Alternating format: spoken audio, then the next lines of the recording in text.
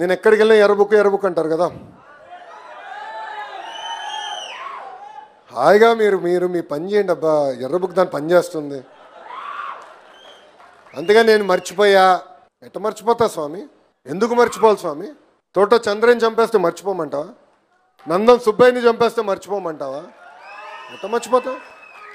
చంద్రబాబు నాయుడు గారిని 53 రోజులు జైలుకు పంపిస్తే ఒక కొడుకుగా నేను మర్చిపోతానా అని అడుగుతున్నాను.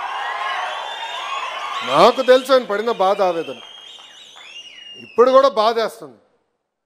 ఎందుకంటే ఆ రాజమండ్రి జైల్లో ఎక్కడైతే ఆయన బంధించారో ఆ జైలుని అభివృద్ధి చేసింది చంద్రబాబు నాయుడు గారు. 2 శిలాఫలకాలు ఉన్నాయి ఆ జైలు ముందర, నేను చూసా. బాబు గారు ఎక్కడైతే పెట్టారో అది ఆయన మొదటి టర్మ్లో చేసింది.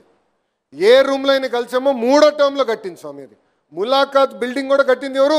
చంద్రబాబు నాయుడు గారు. అలాంటి పెద్ద ఆయన్ని 53 రోజులు బంధిస్తే బాధ ఉండదా? బాధ కలగదా? ఎందుకు వదిలి పెడతా స్వామి? మన పని మనం చేద్దాం, ప్రజల దగ్గరికి వెళ్దాం, చేయాల్సింది చేద్దాం. ఎర్రబుక్ దాన్ని పని చేసుకుంటూ వెళ్తుంది. అంతేగాని మర్చిపోయా ఏదో అయిందనేది ఉండదు.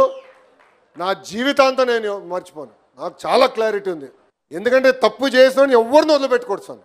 అధికారులు అయి ఉండొచ్చు, రాజకీయ నాయకులు అయి ఉండొచ్చు, పోలీస్ ఆఫీసర్లు కూడా అయి ఉండొచ్చు. ఆనాడు చెప్పా, చట్టాన్ని మీరు ఉల్లంఘిస్తున్నారు, చట్టాన్ని ఉల్లంఘిస్తే మటుకు నేను వదిలిపెట్టాను, కోర్టుకి తీసుకెళ్తాను, కోర్టులో రుజువు చేస్తా మీరు చట్టాన్ని ఉల్లంఘించారు.